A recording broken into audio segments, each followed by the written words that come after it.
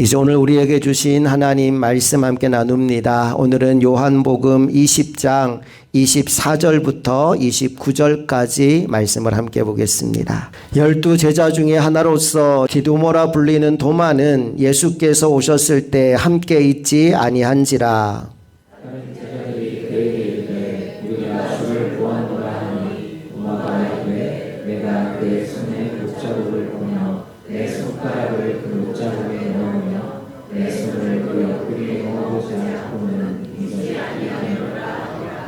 여드레를 지나서 제자들이 다시 집 안에 있을 때 도마도 함께 있고 문들이 닫혔는데 예수께서 오사 가운데 서서 이르시되 너희에게 평강이 있을지어다 하시고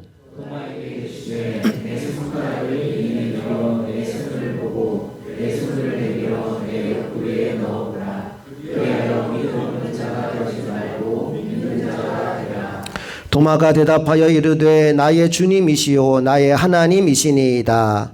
예수께서 이르시되 너는 나를 본고로 믿느냐 보지 못하고 믿는 자들은 복되도다 하시니라. 아멘. 오늘은 의심에서 믿음으로 라는 제목으로 하나님 말씀 나누겠습니다. 우리가 인생을 살다 보면 그날을 만날 때가 있어요. 성경에서는 카이로스라고 부르는데 인생의 운명을 바뀌는 날이 우리에게 주어질 때가 있습니다. 문제는 그날 어떤 사람은 그 자리에 있고 어떤 사람은 그 자리에 없다라는 겁니다. 12제자 중에 한 사람인 도마, 그는 원래 믿음 없는 사람이 아니었어요. 예수님을 따르던 제자였습니다. 그런데 하필 그날 부활하신 주님이 오셨던 그날 그 자리에 없었다라고 오늘 성경은 말씀합니다. 24절을 다시 한번 같이 읽어볼게요. 시작. 12 제자 중에 하나로서 디두모라 불리는 도마는 예수께서 오셨을 때 함께 있지 아니한지라. 예수께서 오셨을 때 함께 있지 아니한지라. 한번 상상해 보십시오. 다른 제자들은 다 주님을 보았는데 도마는 그 은혜의 순간을 놓쳤다라는 겁니다. 사랑하는 여러분, 은혜의 자리를 놓치지 마시기 바랍니다. 옆 사람에게 이야기해 줄까요? 은혜의 자리를 놓치지 맙시다. 여러분, 은혜는요, 우리가 준비되었다고 오는 게 아닙니다. 언제 오느냐? 하나님이 정하신 때에 옵니다. 오순절도 마찬가지였지요. 수많은 성도들이 성령이 임하기를 사모하며 간절히 기도했어요. 그런데 하루가 지나고 이틀이 지나고 일주일이 지나도 성령이 임하지 않았습니다. 기도를 시작한 지 열흘이 되었을 때 비로소 하늘이 열리고 바람같이 불같이 그 모인 무리 가운데 성령이 임했습니다. 그 장면을 떠올리며 문득 이런 생각을 해봤어요. 만약 어떤 사람이 기도하다가 정말 열심히 기도하다가 8일째 되는 날, 9일째 되는 날 집으로 돌아갔다면 그 사람은 얼마나 억울할까? 그 사람은 얼마나 안타까울까라는 생각을 해보았습니다. 하나님이 허락하신 은혜의 자리, 은혜의 시간을 결코 놓치지 않는 여러분 모두가 되기를 간절히 소망합니다. 자, 비록 도마가 부활하신 주님이 찾아오셨을 때 그 자리에 없긴 했지만, 그래서 그 마음속에 의심이 생기기도 했지만, 그래도 도마가 잘한 것이 하나 있습니다. 여러분, 그게 뭘까요? 비록 실망했지만 떠나지는 않았다는 겁니다. 상처가 있었지만 그 공동체 안에 남아 있었다는 거예요. 저는 정말 그런 일이 없었으면 좋겠지만 때로 여러분들이 교회와 목회자에게 또 다른 성도들에게 실망하거나 상처받는 일이 생길 때가 있을 겁니다. 여러분, 그러하더라도 쉽게 믿음의 공동체를 떠나서 도망치듯 다른 곳에 옮겨가는 일이 없기를 바랍니다. 왜냐하면 우리가 믿음으로 인내하며 기도할 때 하나님은 우리가 상처받은 그 자리에서 회복의 은혜를 베풀어 주시기 때문입니다. 오늘 보면 25절 말씀을 보면 부활의 주를 만났다는 다른 제자들의 말을 듣고 도마가 보인 반응이 나오는데 25절 말씀을 읽어볼게요. 시작. 다른 제자들이 그에게 이르되 우리가 주를 보았노라 하니 도마가 이르되 내가 그의 손에 못자국을 보며 내 손가락을 그 못자국에 넣으며 내 손을 그 옆구리에 넣어보지 않고는 믿지 아니하겠노라 하니라. 우선 우리가 주목해 볼 것은 지금 도마가 어디 있느냐? 도마가 있는 장소입니다. 그는 주를 만나지 못했지만 실망하여 떠나지 않았지요. 오히려 다른 제자들과 함께 머물러 있습니다. 그리고 다른 제자들이 주를 보았다라고 할 때 나는 그냥은 믿을 수가 없고 못자국에 내 손을 넣어보고 만져봐야 믿겠다라고 이야기합니다. 말하자면 조건부 신앙의 태도를 취한 겁니다. 오늘의 두 번째 메시지인데요. 한번 따라해 봅시다. 조건부 신앙에서 벗어납시다. 때로 우리들도 그럴 때가 있거든요. 뭔가 다급한 일을 만났을 때 하나님 이 문제만 해결해 주시면 내가 믿겠습니다. 이 기도만 응답해 주시면 내가 더 열심히 하겠습니다. 내가 지금 겪고 있는 이 고통만 끝나면 내가 하나님을 믿겠습니다. 이런 식으로 하나님께 조건을 걸 때가 있어요. 하지만 여러분, 믿음은 조건에서 시작되지 않습니다. 믿음은 은혜로 시작됩니다. 도마는 이렇게 말해요. 내가 확인해야 믿겠다라고 말이죠. 하지만 주님은 이렇게 말씀하십니다. 네가 믿으면 보게 될 것이다. 요한복음 11장 40절 말씀을 보니까 예수님이 이렇게 말씀하셔요. 다 같이 읽어봅니다. 시작. 예수께서 이르시되 내 말이 내가 믿으면 하나님의 영광을 보리라 하지 아니하였느냐 하시니. 내가 믿으면 하나님의 영광을 보리라. 조건부 신앙이 아니라 온전한 믿음으로 하나님의 영광을 보는 우리 모두가 되기를 간절히 바랍니다.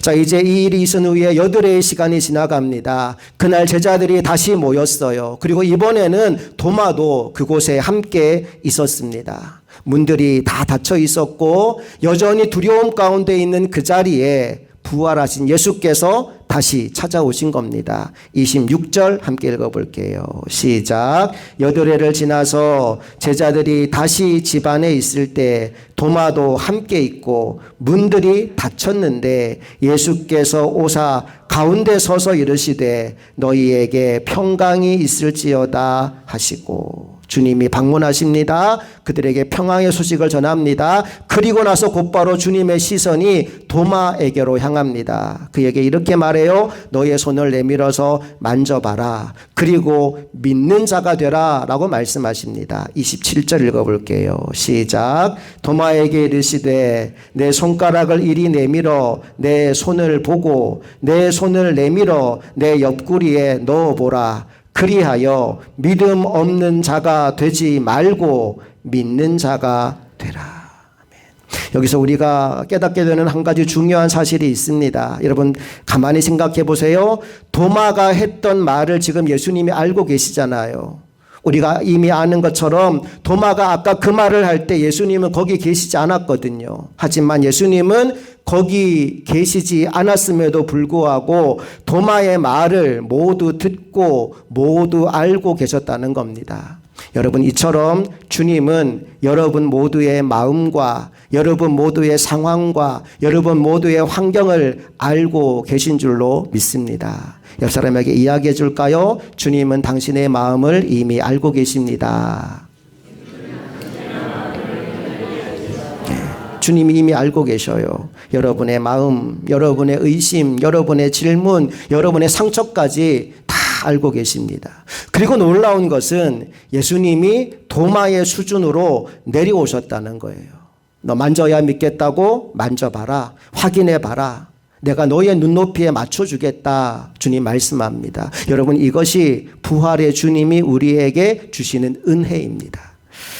여러분께 질문 드립니다. 여러분 도마가 결국 예수님의 그 상처난 손에 옆구리에 손을 넣었을까요? 안 넣었을까요? 성경은 여기에 대해서 아무런 말도 하지 않는데 제가 추측해 보기로 도마는 손을 대지 않았을 것 같아요. 왜 그럴까요? 이미 주님의 부활이 믿어졌기 때문입니다. 28절에 이렇게 이어집니다. 읽어봅니다. 시작. 도마가 대답하여 이르되 나의 주님이시요 나의 하나님이십니다. 만져보지 않고도 믿어진 거예요. 그래서 이렇게 고백합니다. 우리 주 예수님 당신은 나의 주님이시고 나의 하나님이십니다.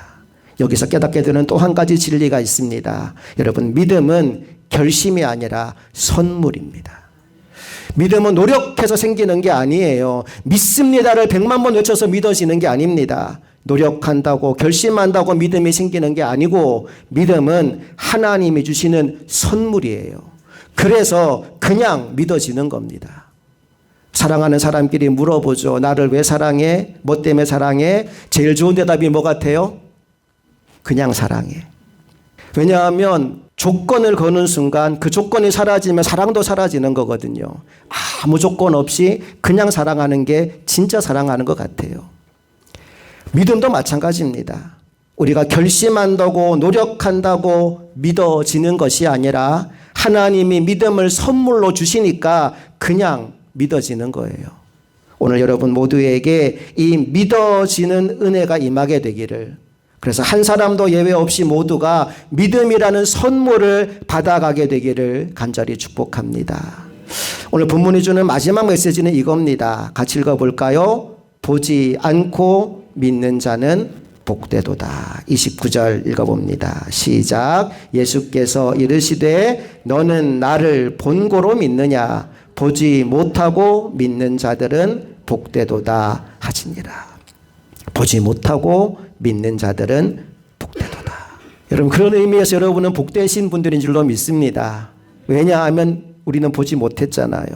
그럼에도 불구하고 오늘 예배하러 왔어요. 찬양하고 있어요. 그리고 이미 믿고 있습니다. 옆 사람 바라보며 한 번 더 인사할 때 당신은 복된 사람입니다. 인사하겠습니다. 여기서 중요한 질문을 하나 드리고 싶습니다. 여러분, 의심이 나쁜 걸까요?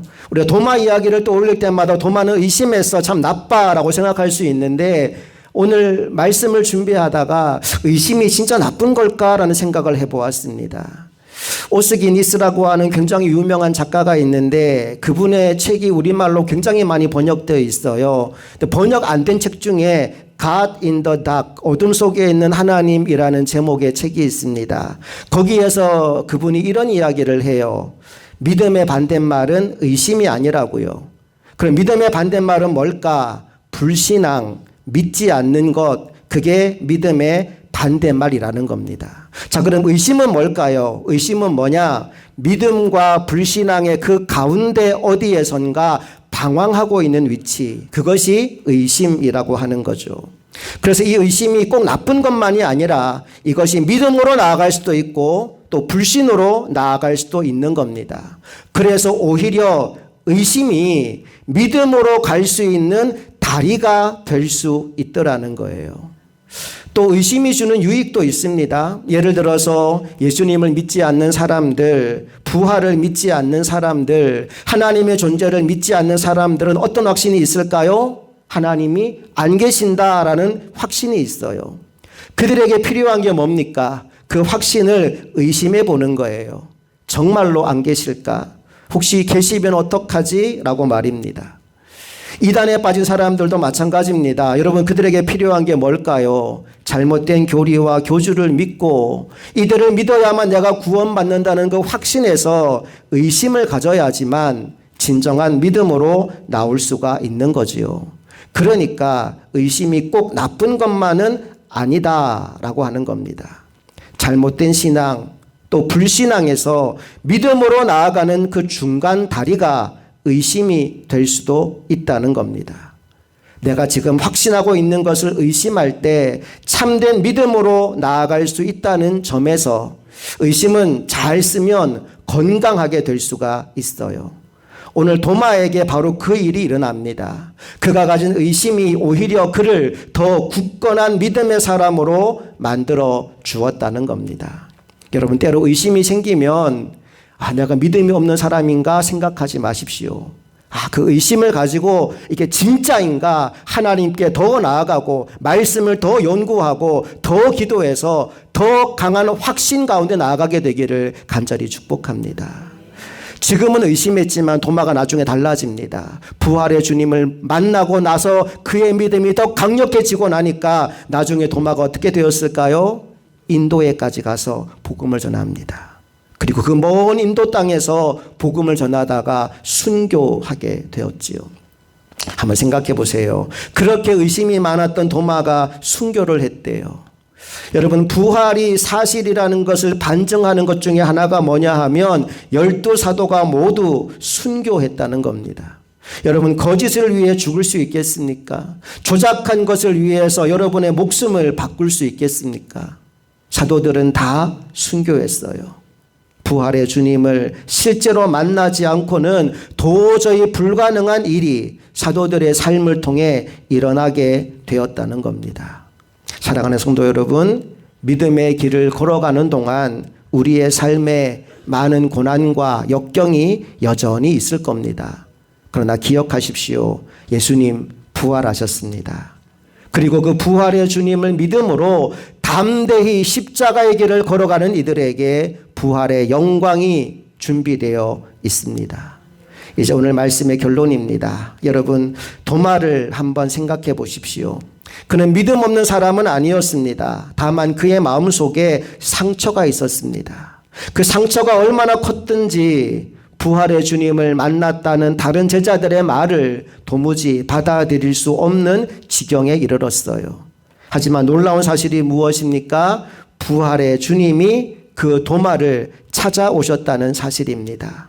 문들은 닫혀 있었고 도마의 마음도 닫혀 있었고 그의 믿음 역시 무너지기 직전이었지만 주님이 그곳을 찾아오셨습니다. 그리고 말씀하십니다. 도마야, 네가 의심했지? 괜찮아. 자, 여기 있다. 만져보아라. 이제 도마의 눈에 주님의 몸에 남겨진 그 상처가 보입니다. 못자국 난 손, 창에 찔린 옆구리. 여러분, 그 상처는 도마를 정죄하기 위한 상처가 아니라 도마를 살리기 위한 상처였습니다. 사랑하는 성도 여러분, 오늘 우리들도 그럴 때가 있어요. 믿음이 흔들릴 때도 있고 기도가 안 될 때도 있고 하나님이 느껴지지 않을 때도 있습니다. 그때 우리는 이런 생각을 하기 쉬워요. 나는 안 되는가? 나는 믿음이 없는 사람인가? 라고 말입니다. 하지만 아닙니다. 주님은 그런 당신을 향해서 오늘도 찾아오고 계십니다.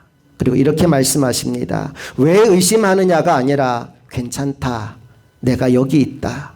믿음 없는 자가 되지 말고 믿는 자가 되어라. 혹시 지금 상처 가운데 있습니까? 의심 가운데 있습니까? 괜찮습니다.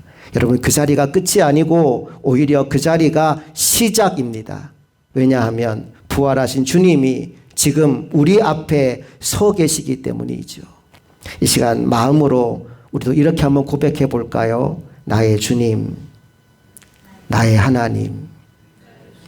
여러분, 이 고백 위에 죽음을 이기신 능력이 임하고 절망을 뒤집는 소망이 임하고 무너진 삶이 다시 일어서게 될 것입니다. 사랑하는 여러분, 예수님은 살아계십니다. 그리고 지금도 우리를 찾아오십니다.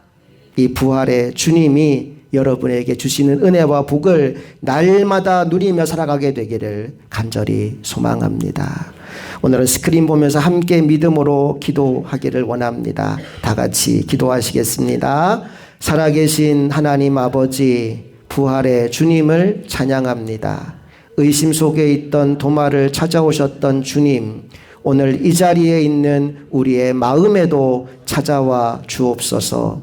다친 마음을 열어주시고 상처를 만져주시고 믿어지는 은혜를 부어 주옵소서. 의심을 넘어 믿음으로, 두려움을 넘어 담대함으로, 절망을 넘어 부활의 소망으로 나아가게 하옵소서. 예수님의 이름으로 기도드립니다. 아멘.